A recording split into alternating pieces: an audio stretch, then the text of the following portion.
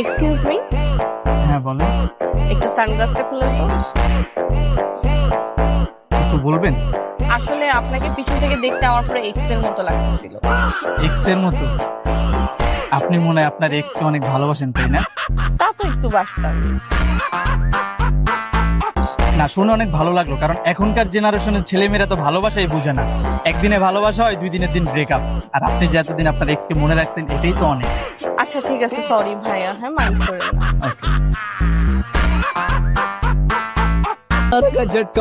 আজকে পাইছি, আজকে আমি এমন দোলাই দিব, জীবনে তারা শিক্ষা হয়ে যাইব। আরে দোস্ত থাম থাম থাম থাম। থাম মানে ওই আমার বান্ধবীরা কষ্ট দিছে না, তোর লগে ব্রেকআপ করছে না? আজকে আমি ওরে এমন শিক্ষা দিমু যেন নেক্সট টাইমে কোনো পোলা কোনো মাইয়ার লগে চিট করার আগে 100 বার ভাবে। তো আমার বয়ফ্রেন্ড না তো। আব্বা, আমি ওনার বয়ফ্রেন্ড না, সরি। তোর বয়ফ্রেন্ড না?